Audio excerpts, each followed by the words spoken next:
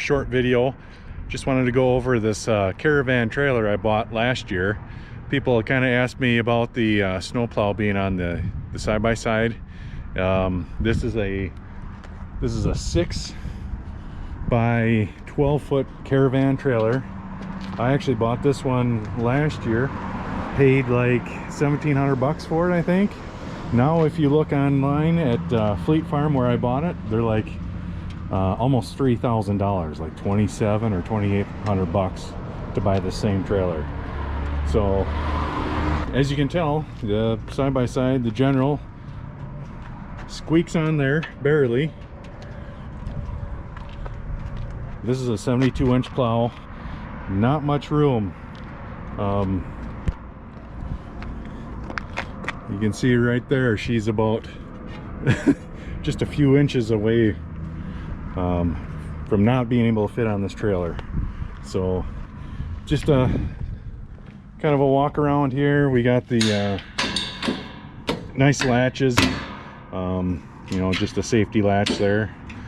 These all fold down too, so once you pull the latches front and back, you can actually pull this whole side piece down. The front also folds down.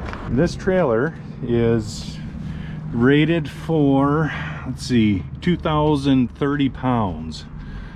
But yeah, this is a 2020 model. A few things I did to it here actually was remove this jack. It had a center jack here, and you know, the first thing that would happen would be, you know, lowering your tailgate on top of it. So one modification I did make was this flip down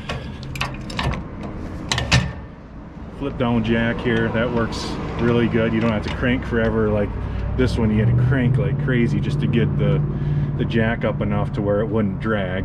And then, like I said, it was sat up so high you couldn't have your tailgate down because it would hit. So that's one thing that I added there.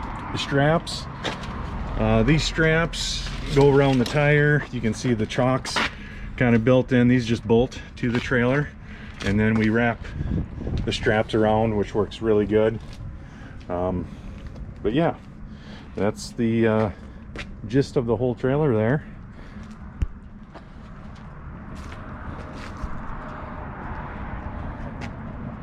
Pretty good setup. I didn't want anything real big.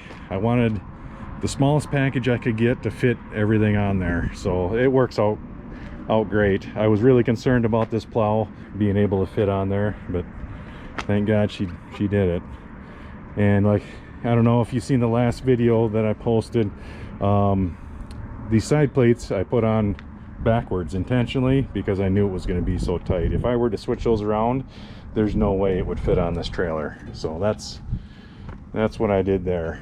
But yeah, she's a tight fit, but it does actually fit. People have said that you can't tow these things backwards. I don't know. I've actually towed this one backwards several times. It's got glass in it front and back. Never had an issue with it, so I don't know why they say not to tow them backwards, but it seemed to work okay when I towed it backwards. Of course, I'm not going you know, several miles with it. Most of my plowing's here, and I take it at home occasionally, so yeah, it doesn't travel too far with the snow plow on like this. Now with the plow off, you can actually put the side-by-side on facing forward, and that works just fine too.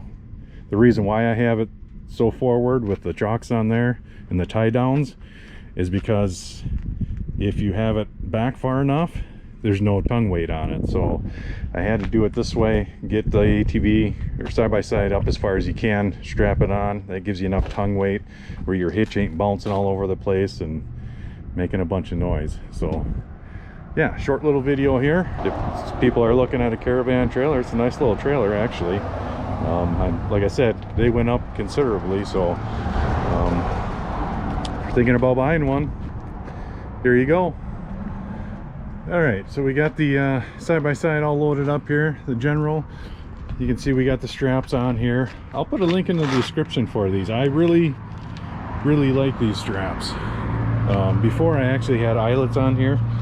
These eyelets right here with just ratchet straps holding it, and those sucked. So these things are the way to go. And like I said, the chocks are kind of built in, and then you got the quick release there for the straps.